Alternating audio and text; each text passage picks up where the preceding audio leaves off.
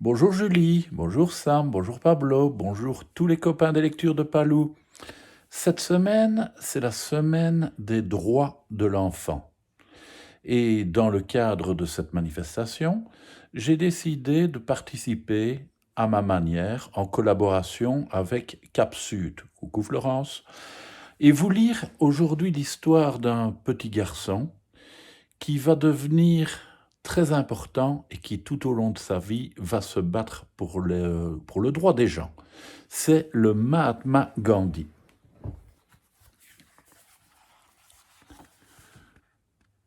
Voici l'histoire d'un petit garçon généreux et aimant. Il s'appelait Mohandas et vivait en Inde, modestement, dans la ville de Porbandar, à l'ouest du continent.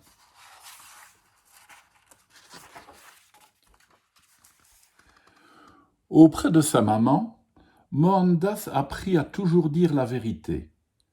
Il rêvait d'un monde dans lequel aucun être vivant ne souffrirait et où chacun traiterait les autres avec respect.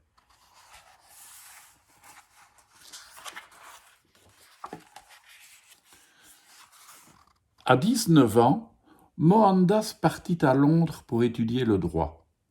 L'Inde était alors encore dirigée par l'Empire britannique et Mohandas découvrit, en s'installant là-bas, la culture occidentale, ses coutumes et ses pratiques. Avec son diplôme en poche, Mohandas déménagea.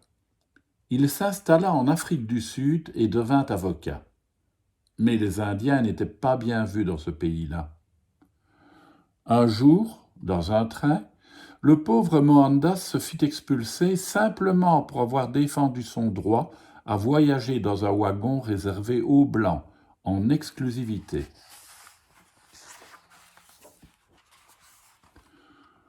Mohandas voulut protester à sa manière contre cette injustice.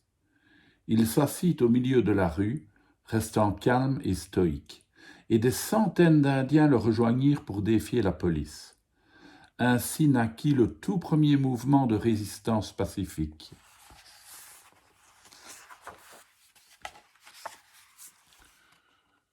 Durant plus de 20 ans, Mohandas et ses compagnons continuèrent à œuvrer pour que triomphe l'égalité. Mais Mohandas voulait retourner en Inde et aider sa nation à s'émanciper de l'Empire britannique et à retrouver la liberté.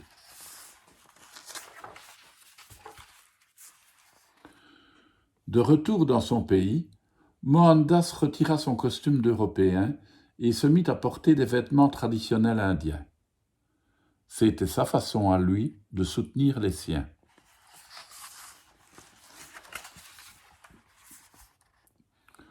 Le mouvement de Mohandas se répandit sur tout le continent.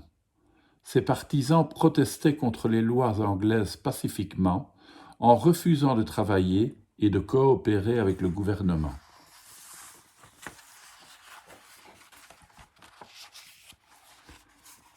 À cause de l'Empire britannique, le sel était devenu trop cher. Mohandas entama alors la marche du sel jusqu'à la mer, une marche de 386 km pour ne pas se laisser faire. Là, Mohandas recueillit du sel pour l'offrir à tous les Indiens.